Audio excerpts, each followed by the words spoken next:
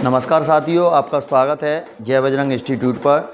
जैसा कि आपने थंबनेल पर देखा, आज हम पेशवा कवर करने वाले हैं। मराठा साम्राज्य हमने जिस तरीके से कवर किया, उसी तरीके से आज हम पेशवा को एक शॉर्ट नोट्स के माध्यम से समझेंगे और ये शॉर्ट नोट्स आपको एग्ज़ाम के टाइम पर रिवीजन करने में काफ़ी हेल्पफुल साबित होंगे।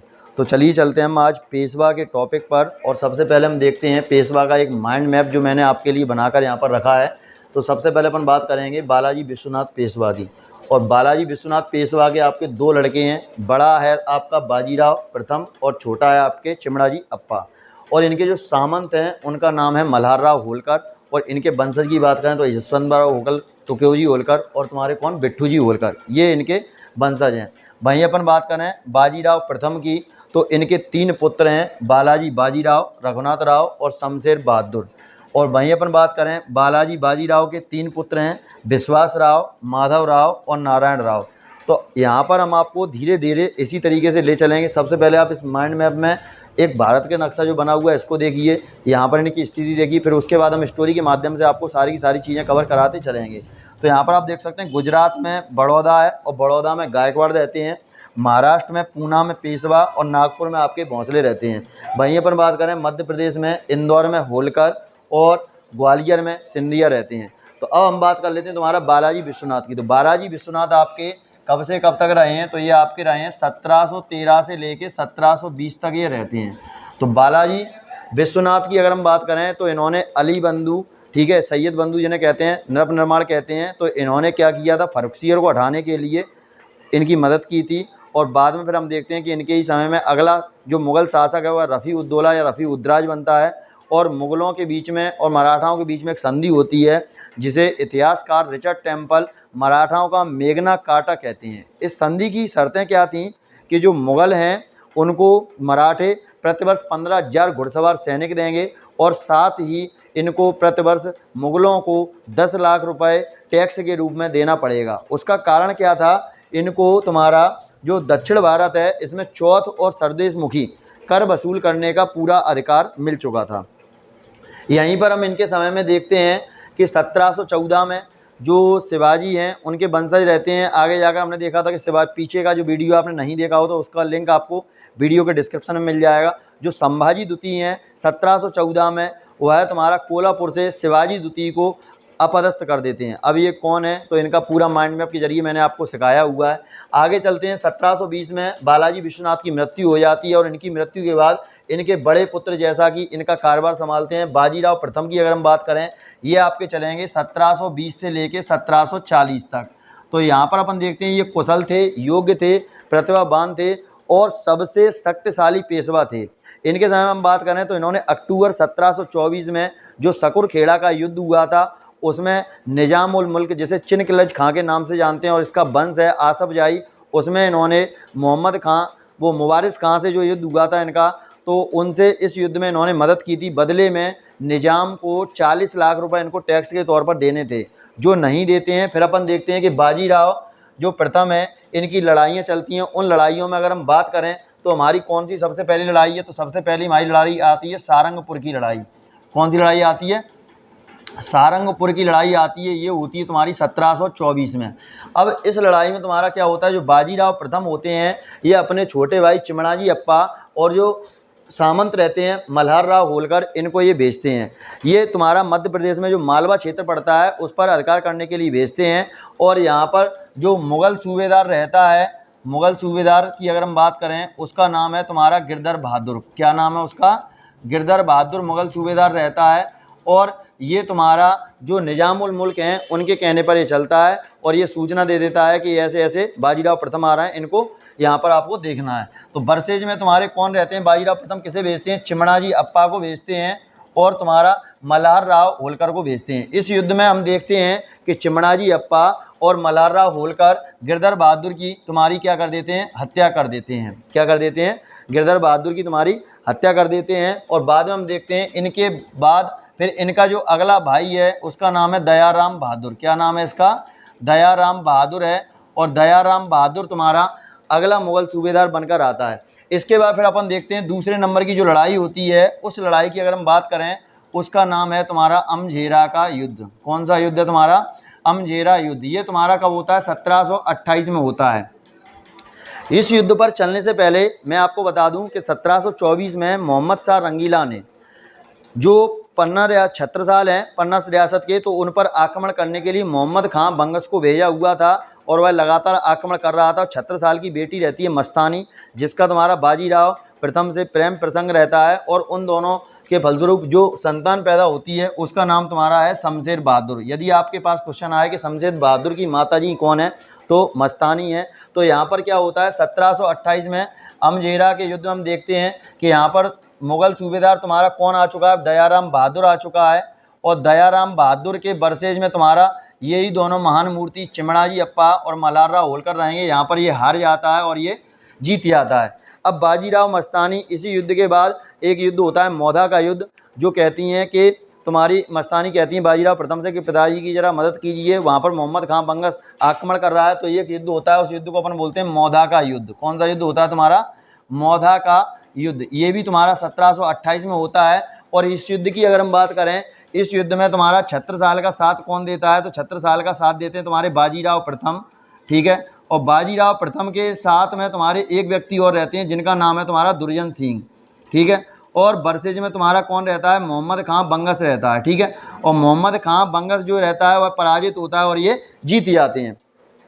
फिर अपन देखते हैं 1729 में निजाम के साथ एक संधि होती है जिसे हम मुंगी शिवगांव की संधि कहते हैं। इसके बाद फिर अपन देखते हैं तिरला की लड़ाई, जो कि 1731 में होती है। कौन सी लड़ाई होती है तुम्हारी? तिरला की लड़ाई होती है। और ये कब होती है तुम्हारी? 1731 में होती है। अब इस युद्ध में हम देखेंगे कि तुम्हारा जो दयाराम बहादुर है ये तुम्हारा रहेगा इधर, और इधर हम बात करें तो इधर मराठे, पवार और सिंधिया, ये तीनों हो जाएंगे। और इस युद्ध में हम देखते हैं कि जो हमारा दयाराम बहादुर है इसकी मृत्यु हो जाती है और ये मराठे, पवार और सिंधिया जीत जाते हैं। तो बाजीराव प्रथम जो हैं मालवा साम्राज्य को पूरा बराबर बराबर तीनों हिस्सों में बांट देते हैं। इसके बाद हम देखते हैं 1731 में आपकी जो संभाजी द्वितीय हैं, संभाजी द्वितीय के साथ बाजीराव प्रथम की जो संधि होती है उसे हम वारणा की संधि बोलते हैं। कौन सी संधि बोलते हैं? वारणा की संधि बोलते हैं।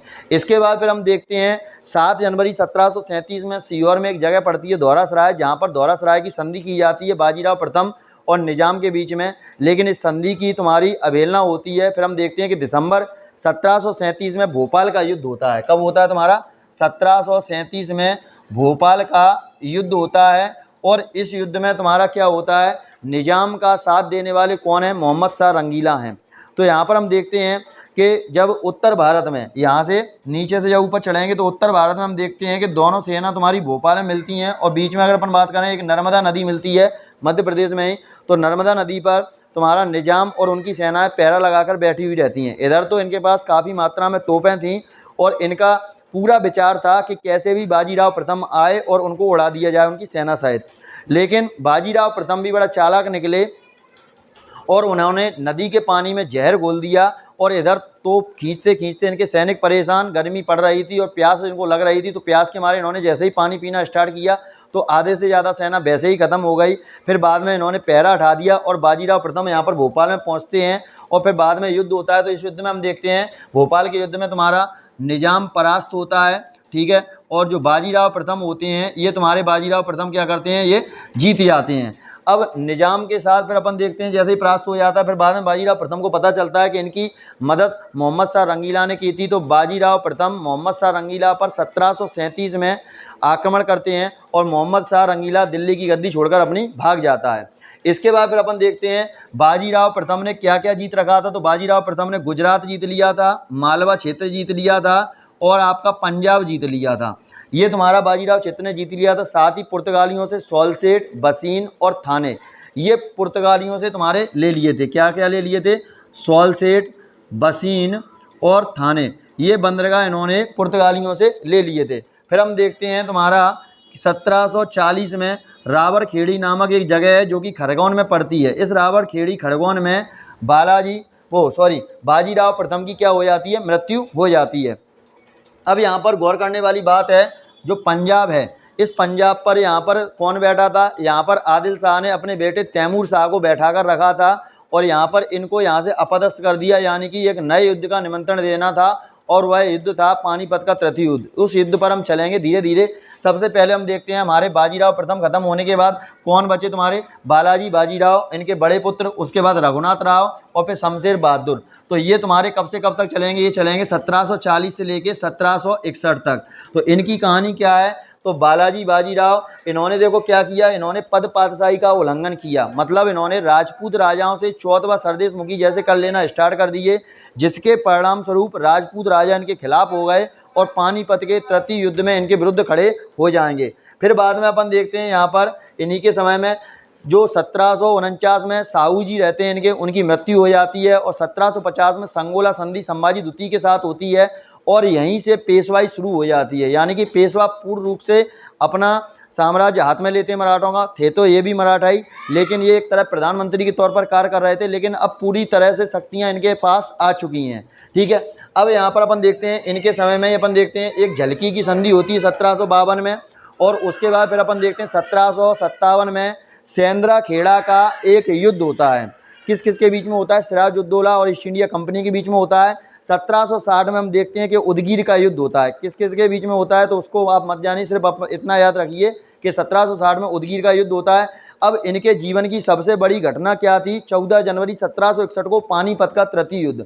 तो पानीपत के तृतीय युद्ध पर अगर हम बात करें तो ये दो पक्षों में हुआ था, एक था आपका अहमद शाह अब्दाली और बालाजी बाजीराव। अब अहमद शाह अब्दाली का कारण क्या था, क्योंकि जैसे मैंने आपको बताया था यहाँ पर पंजाब में इन्होंने तैमूर शाह को बैठाकर रखा था और तैमूर शाह को बाजीराव प्रथम ने हटा दिया। तो यहाँ पर इस युद्ध का मेन कारण क्या था कि इनके जो बेटे थे उनको हटाया जाना था। तो यहाँ पर अपन देखते हैं बालाजी बाजीराव ने इस युद्ध में, जो कि इनके चचेरे भाई हैं, कौन, सदाशिव राव भाऊ, इनको सेनापति बनाकर भेजा और अपने बड़े पुत्र विश्वास राव को भेजा। साथ ही अपन बात कर लेते हैं इनके साथ में इनका भाई शमशेर बहादुर, ये भी इस युद्ध में गया था। और जाटों का जो प्लेटो या अफलातून कहा जाता है, सूरजमल जाट को, ये भी यहाँ पर इनके साथ में गए थे। अब यहाँ पर अपन देखते हैं एक व्यक्ति ऐसा था जिसने इनको सलाह दी और उसका नाम है तुम्हारा यशवंतराव होलकर। यशवंतराव होलकर ने कहा कि अपन बहुत ज़्यादा युद्ध लड़ चुके हैं, यदि हमने अपनी सेना को विराम नहीं दिया या आराम करने नहीं दिया तो हो सकता है इस युद्ध में हमको पराजय का सामना करना पड़े। और इनकी बात सदाशिव राव भाऊ ने नहीं मानी, क्योंकि इन्होंने कहा अभी तक हम सारे युद्ध जीतते आए हैं तो हमें इसमें क्या दिक्कत है। तो यहाँ पर यशवंतराव होलकर बिना लड़े ही इस युद्ध से यहाँ से लौट जाते हैं। और यहाँ पर हम देखते हैं बाद में क्या होता है, इधर अहमद शाह अब्दाली के साथ में बदन सिंह है और बदन सिंह को राजा की उपाधि अहमद शाह अब्दाली ने ही दी थी। बाद में अपन देखते हैं शुजाउद्दौला है, शुजाउद्दौला इनके साथ में रहता है। और यहाँ पर राजपूत राजा इनके साथ होने का कारण क्या था, क्योंकि इन्होंने राजपूत राजाओं से 14वां सरदेश मुखी कर वसूला था। तो इस युद्ध में हम देखते हैं कि ये सभी मारे जाते हैं और यहाँ पर ये जीत जाते हैं। इस युद्ध का आंखों देखा वर्णन एक व्यक्ति करता है। बालाजी बाजीराव पूछते हैं कि भाई तुम बताओ इस युद्ध में क्या हुआ था। तो इस युद्ध का आंखों देखा वर्णन करता है तुम्हारा पंडित काशीराज। कौन करता है, तुम्हारा पंडित काशीराज। पंडित काशीराज कहते हैं इस युद्ध में हमने 2 हीरे, 27 स्वर्ण मुद्राएं और तांबे और चांदी की तो गणना नहीं की जा सकती, इतने सारे हमने लोग यहाँ पर खो दिए हैं। इस सदमे के कारण बालाजी बाजीराव की 1761 में मृत्यु हो जाती है। अब बालाजी बाजीराव की मृत्यु होने के बाद हम देखते हैं इनका, देखिए इनकी मृत्यु हो गई और ये तुम्हारे चले गए। और यहाँ पर अपन देखते हैं शमशेर बहादुर मारे गए और यहाँ पर सदाशिव राव भाऊ ये भी चले गए। अब यहाँ पर अगले शासक के रूप में आपके कौन बनेंगे, माधवराव बनेंगे। माधवराव कब से कब तक बनेंगे, तो ये बनेंगे आपके 1761 से लेके 1772 तक। अब यहाँ पर हम देखते हैं कि इनके समय में सबसे प्रमुख नेता सिंधियाओं के महादजी सिंधिया थे और इनकी ही सहायता से शाह आलम द्वितीय 16 अगस्त 1765 में इलाहाबाद की संधि के फलस्वरूप दिल्ली की गद्दी पर बैठा था और पेंशन पाने वाला 26 लाख पेंशन पाने वाला पहला मुगल सम्राट बना था। बाद में हम देखते हैं कि तुम्हारा 1700 इनके बाद अपन देखते हैं कि अचानक 6 रोग से इनकी मृत्यु हो जाती है। किससे हो जाती है, 6 रोग से इनकी मृत्यु हो जाती है। तो यहाँ पर एक इतिहासकार हैं ग्रांड डफ और वह लिखते हैं कि पानीपत की तृतीय युद्ध से जो था उससे भी खतरनाक अचानक माधवराव की मृत्यु हो जाना उससे भी ज़्यादा खतरनाक है। अब यहाँ पर हम देखते हैं इनकी मृत्यु के बाद अगले जो बनते हैं वो बनते हैं नारायण राव पेशवा। तो ये तुम्हारे कब से कब तक बनेंगे, 1772 से 1773 तक ये पेशवा बनते हैं। अब यहाँ पर गद्दी के लालच में इनके चाचा कौन, रघुनाथ राव, इनके चाचा रघुनाथ राव द्वारा इनकी हत्या कर दी जाती है, फिर भी इनको गद्दी नहीं मिलती है, क्योंकि इनका एक पुत्र रहता है माधव राव टू, जिसे अपन सवाई माधव जय सिंह आदि नामों से भी जानते हैं, माधव नारायण राव टू के नाम से भी जानते हैं। तो ये तुम्हारे बैठेंगे 1773 से लेके 1795 तक। अब हुआ क्या था, इनके समय में एक परिषद बनती है और उस परिषद का नाम था 12 भाई परिषद। कौन सी परिषद थी? 12 भाई परिषद। और 12 भाई परिषद में तुम्हारे 3 प्रमुख सदस्य थे। एक थे आपके महादजी सिंधिया, दूसरे आपके थे तुकोजी होलकर, और तीसरे थे आपके नाना फडणवीस। कौन थे? नाना फडणवीस। अब यहाँ पर हुआ क्या था, इनकी मृत्यु के बाद इनको गद्दी पर बैठना था, तो इनके समर्थक और माधव राव टू के समर्थक दोनों में आपस में बहस होने लगी, और यहाँ पर इन नाना फडणवीस ने इनका समर्थन किया, किनका? माधव राव टू का, और रघुनाथ राव का समर्थन नहीं किया। तो रघुनाथ राव जाते हैं आपके अंग्रेजों के पास। फिर हम देखते हैं कि हमारा प्रथम आंग्ल मराठा युद्ध शुरू हो जाता है, जो 1785 से लेके 1775 से लेके 1785 तक चलता है। इस युद्ध में सबसे पहली हम संधि देखते हैं, सूरत की संधि। तो यहाँ पर अपन गवर्नर देखें, गवर्नर कौन थे? वारेन हेस्टिंग थे। अब सूरत की संधि क्या थी? तो ये रघुनाथ भोसले रघुनाथ राव जो कि अंग्रेजों के पास जाते हैं, ये यहाँ पर अंग्रेजों के साथ बम्बई में, जिसे अपन बोलते हैं महाराष्ट्र के अंतर्गत आती है, तो बम्बई में एक सरकार बैठती है, वो कंपनी बैठती है, ईस्ट इंडिया कंपनी। और इधर अपन देखें बंगाल में, यहाँ पर कलकत्ता में अगर अपन देखें तो कलकत्ता में एक ईस्ट इंडिया कंपनी और बैठी है। तो यहाँ पर अंग्रेज़ों की 2 जगह कंपनी बैठी हैं। तो ये सूरत की संधि जो करते हैं वह बम्बई सरकार के साथ करते हैं। और इस सूरत की संधि की शर्तें क्या थी? इनको पेशवा पद चाहिए था। अंग्रेज़ों ने कहा पेशवा बनने के बाद आपको हमको सॉल्सेट, बसीन और थाने, जो कि यहाँ पर आप देख सकते हैं, जो मैंने अभी बताया था, इन्होंने बाजीराव प्रथम ने जीते थे, ये इनको चाहिए थे। किसको चाहिए थे? बम्बई सरकार को। और साथ ही गुजरात और बड़ौद से जो भी राजस्व की प्राप्ति होगी वो भी इनको देना होगा। फिर अपन देखते हैं कि आरस के मैदान में सूरत में 1775 में अंग्रेज आक्रमण करते हैं मराठों पर, और मराठे क्या होते हैं? हार जाते हैं। कारण क्या था? क्योंकि ये इनके साथ मिले हुए थे। बाद में हम देखते हैं कि 1776 में पुरंदर की संधि होती है दूसरी। पहली पुरंदर की संधि तो आपने देखा होगा 1665 में हुई थी जय सिंह के साथ और शिवाजी के साथ। तो ये दूसरी पुरंदर की संधि है। इस संधि के तहत आपका क्या होता है? 1776 में रघुनाथ राव अब संधि करते हैं कलकत्ता ईस्ट इंडिया कंपनी के साथ। ठीक है, यहाँ पर अब इनके साथ कर रहे हैं। तो पहले इनके साथ की थी रघुनाथ राव ने, तब किसने विरोध किया था? इन्होंने विरोध किया था। अब इनके साथ कर रहे हैं तो ये विरोध कर रहे हैं। कुल मिलाकर अंग्रेज इनको अपने इशारों पर नचा रहे थे, कहीं इधर कहीं उधर। तो यहाँ पर जब इन्होंने पुरंदर की संधि कलकत्ता सरकार के साथ की तो बम्बई सरकार ने विरोध किया। बम्बई सरकार ने कहा हम रघुनाथ राव आपका समर्थन नहीं करेंगे। उसके बाद हम देखते हैं कि 1777 में नाना फडणवीस ने फ्रांसीसियों को आपका पश्चिमी घाट दे दिया। जैसा कि आप देख रहे हैं यहाँ पर इस साइड में पश्चिमी घाट होता है, तो ये तुम्हारा फ्रांसीसियों को दे दिया और कहा सॉल्सेट, बसीन और थाने इन पर हमारा अधिकार रहेगा। फिर अपन देखते हैं इन्होंने फ्रांसीसियों को पश्चिमी घाट देकर दोस्ती कर ली। इसके बाद फिर अपन देखते हैं 1779 में तालगांव की लड़ाई होती है मराठों और अंग्रेज़ों के बीच में। मराठे इसमें जीते जाते हैं और अंग्रेज हार जाते हैं। ये अंग्रेज़ों के लिए सबसे शर्मनाक लड़ाई थी। और इसके बाद बड़गांव की संधि होती है। बड़गांव की संधि में क्या था? अंग्रेज़ों को मराठों द्वारा जीते गए जितने भी क्षेत्र थे वो सारे के सारे वापस करने पड़े थे। इसके बाद फिर हम देखते हैं कि 1782 में सालवाई की संधि महादजी सिंधिया और इनकी मध्यस्थता से माधव राव टू को पेशवा मान लिया जाता है, अंग्रेज़ों के बीच में होती है, और इनको पेंशन देना स्टार्ट कर दिया जाता है। बाद में हम देखते हैं जैसे ये बन जाते हैं उसके बाद हम देखते हैं कि 1794 में इनकी मृत्यु हो जाती है। किनकी मृत्यु हो जाती है? तुम्हारी महादजी सिंधिया की 1794 में मृत्यु हो जाती है। और मृत्यु के बाद हम देखते हैं माधव राव टू जो होते हैं ये भी आत्महत्या कर लेते हैं। ऐसा किंवदंती है, लेकिन एक्चुअल इनकी मौत का कारण पता नहीं है। कहते हैं कि इन्होंने आत्महत्या कर ली। अब 1794 में 95 इन्होंने आत्महत्या की। इसके बाद अगला शासक तुम्हारा पेशवा कौन बनेगा? तो बाजीराव टू बनते हैं। ये बनते हैं आपके 1795 में। अब जैसे ही ये बने तो रघुनाथ राव को तो खुशी होने वाली थी, क्योंकि वो शुरू से ही चाह रहे थे कि हमारा कहीं ना कहीं वर्चस्व बना रहे, क्योंकि इनको पेशवा पद मिल नहीं रहा था। कम से कम इनके बच्चे को ही पेशवा पद मिल गया। बाद में हम देखते हैं तो यहाँ पर जैसे ये बनते हैं इसके बाद हम देखते हैं कि 1797 में तुकोजी होलकर की मृत्यु हो जाती, जो कि इनके सलाहकार थे, सलाह देने का कार्य कर रहे थे। जैसे इनकी मृत्यु होती है तो 1798 में लॉर्ड बेलेजली की सहायक संधि होती है। 1800 में हम देखते हैं कि नाना फडणवीस भी चटक जाते हैं। मतलब ये भी मृत्यु हो गई इनकी, ये भी चटक गए। 1801 में अब क्या होता है, इनके मरने के बाद अब ये बाजीराव जो द्वितीय होते हैं, ये दौलतराव सिंधिया के साथ मिलकर यशवंतराव होलकर के साथ युद्ध छिड़ देते हैं। यशवंतराव होलकर क्योंकि बिना लड़े हुए लौट गए थे और ये इनके समर्थन में भी नहीं थे, इस वजह से इन्होंने युद्ध किया। अब इस युद्ध में होता क्या है, यशवंतराव होलकर के जो भाई रहते हैं बिट्ठू जी होलकर, इनकी हत्या हो जाती है। अब इनकी हत्या होने के बाद यशवंतराव होलकर बाजीराव द्वितीय के पीछे पड़ जाते हैं। बाजीराव द्वितीय भाग जाते हैं कहाँ, बसीन, और बसीन में जाकर अंग्रेजों से ये कर लेते हैं संधि, जिसे बोलते हैं हम बसीन की संधि।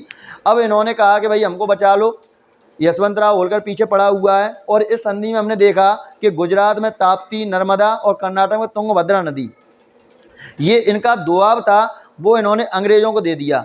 बाद में पता चला इनको कि यहाँ से 26 लाख रुपए का राजस्व मिलता है, तो माथा पीटने से होता क्या है, इन्होंने जल्दबाजी में संधि की। साथ ही सूरत था वह भी अंग्रेजों को मिल चुका था। पेशवा पूना, जो पेशवा कहाँ पर रहते हैं तुम्हारे, पूना में, तो इनके हाथ यही जगह मिली थी खाली जो कि ये रह रहे थे, बाद बाकी सारा अंग्रेजों ने ले लिया। साथ ही तुम्हारा जो निजाम है और गायकवाड़ हैं और पेशवा हैं, इनके बीच में यदि कोई झगड़ा होता है तो उसका निपटारा कौन करेगा, कंपनी करेगी, ये सभी इन्होंने स्वीकारा। ये तुम्हारा बसीन की संधि थी। इसके बाद फिर हम देखते हैं आपका द्वितीय आंग्ल मराठा युद्ध, यह 1803 से 1805 में होता है।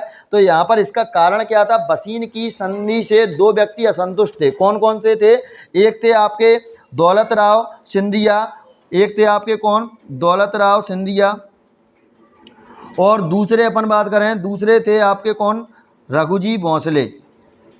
ये दोनों व्यक्ति आपके क्या थे, बसीन की संधि से असंतुष्ट थे। तो इन्होंने क्या किया, अंग्रेजों को परास्त करने की एक योजना बनाई। तो यहाँ पर गवर्नर देखिए कौन है, बेले जली हैं, और इनके साथ में दो व्यक्ति हैं, एक है जनरल लेक और एक है आर्थर बेले जली। अब यहाँ पर इस मैप में देखिए, यहाँ पर रघुनाथ भोंसले, जो रघुजी भोंसले हैं, ये कहाँ पर रह रहे हैं, आपके नागपुर में रह रहे हैं। नागपुर कहाँ पड़ता है, महाराष्ट्र में, और ये दक्षिण भारत का हिस्सा है। तो दक्षिण भारत में युद्ध करने के लिए किसको भेजा गया, आर्थर बेलेजली को भेजा गया रघुजी भोंसले से युद्ध करने के लिए। और उत्तर भारत में यहाँ पर अपन देखें ऊपर तो सिंधिया रह रहे हैं, तो इनसे युद्ध करने के लिए जनरल लेक को भेजा गया। अब यहाँ पर इन्होंने अपनी सेनाएं भेजी। अब यहाँ पर इस युद्ध के बाद क्या हुआ, इन दोनों के बीच में संधि होती है। 1803 में देवगांव की संधि भोंसले और अंग्रेजों के बीच में होती है। 1803 में सुरजी अर्जन गांव और ग्वालियर की संधि दौलतराव सिंधिया के साथ होती है। 1805 में राजपुर घाट की संधि यशवंतराव होलकर के साथ हो जाती है। और 1805 में इस संधि के बाद यदि अपन बात करें, यहाँ पर जब लड़ाई हो रही थी तो रणजीत सिंह ने इनको शरण दे रखी थी। ठीक है, इसके बाद फिर अपन बात कर लेते हैं तृतीय आंग्ल मराठा युद्ध, यह 1816 से 1819 में बीच में होता है। यहाँ पर गवर्नर आपका लॉर्ड हेस्टिंग बनकर आता है, इनका सेनापति रहता है थॉमस हिस्लोप। तो लॉर्ड हेस्टिंग ने यहाँ पर अगर अपन बात करें, इसने दमनकारी नीति अपनाई। इसने क्या किया, जो मराठाओं के अवैतनिक सैनिक थे पिंडारी, ये क्या है, मराठाओं से वेतन नहीं लिया करते थे, बल्कि मराठाओं के साथ युद्ध में जाया करते थे और पूरा का पूरा युद्ध में बढ़ चढ़कर ये भाग लेते थे। उस युद्ध स्थल से जो भी संपत्ति मिलती थी उससे अपना हिस्सा लेते थे और निकल जाते थे। तो इस वजह से मराठाओं को कोई घाटा नहीं था और मराठा इनकी शक्ति से युद्ध भी जीत रहे थे। अब यहाँ पर क्या होता है, जो सेनापति थॉमस हिस्लोप है, ये एसएससी में आया हुआ क्वेश्चन है जिसमें बताया गया सेनापति कौन है, तो इसको आप नोट कर सकते हैं। तो यहाँ पर इसने क्या किया, पिंडारियों के जो नेता थे आमिर खान और करीम खान, इन दोनों नेताओं ने सरेंडर कर दिया, फिर भी इन्होंने इसको नहीं बख्शा। बाद में हम देखते हैं कि जो गायकवाड़ हैं, यहाँ पर देख रहे हैं बड़ौदा में गायकवाड़ हैं और तुम्हारे पेशवा हैं, तो इन दोनों के बीच में अपन देखते हैं पैसों के लेन देन का कुछ चक्कर रहता है। तो गायकवाड़ के मंत्री रहते हैं पंडित गंगाधर शास्त्री है, पेशवा के दरबार में जाते हैं और यहाँ पर पेशवा के मंत्री रहते हैं त्र्यंबकाजी। ये पैसों को लेकर तुम्हारा चर्चा चल रही होती है, तो ये यहाँ पर इनकी हत्या कर देते हैं। अब इनकी हत्या होने के बाद मतलब क्या था, एक तरीके से अंग्रेजी कंपनी से एक तरीके से मूल युद्ध लेना। तो यहाँ पर अंग्रेजों ने कहा पेशवाओं से कि त्र्यंबकाजी को हमें सौंप दो वरना हम युद्ध का ऐलान कर देंगे। बाद में अपन देखते हैं कि पेशवा और अंग्रेजों के साथ लड़ाई होती है, किरकी और कोरेगांव दो लड़ाई होती हैं। इसके बाद भोंसले और अंग्रेजों के बीच में सीतामढ़ी की लड़ाई होती है, होलकर और अंग्रेजों के बीच में महिदपुर की लड़ाई होती है। बाद में हम देखते हैं कि नागपुर में रघुजी भोंसले के बाद अप्पा साहब रहते हैं, इनसे तुम्हारी नागपुर की संधि कर ली जाती है और पूना संधि बाजीराव द्वितीय के साथ कर ली जाती है। फिर हम देखते हैं मंदसौर में मल्हारराव होलकर से साथ संधि होती है। अब पूना में अपन देखते हैं बाजीराव के बाद क्या हुआ था, इनके पुत्र रहते हैं दत्तक पुत्र धोंदू पंत, तो दत्तक पुत्र में यहाँ पर क्या था, दत्तक पुत्र इनका ये असली पुत्र नहीं था, इसलिए अंग्रेजों ने इनकी पेंशन बंद कर दी थी। और बाद में हम देखते हैं ये धोंदूपंत वही हैं, इनको नाना साहब के नाम से भी जाना जाता है। और इन्होंने ही झांसी की रानी का साथ दिया था 1857 की क्रांति में। तो उम्मीद करता हूँ आपको ये शॉर्ट नोट्स जो कि मैंने माइंड मैप के जरिए आपको पेशवा समझाए हैं आपको पसंद आए होंगे। और यदि आपको वीडियो अच्छा लगता है तो लाइक कीजिए, शेयर कीजिए, चैनल को सब्सक्राइब कीजिए। मिलते हैं अगले वीडियो में, तब तक के लिए जय हिंद, जय भारत।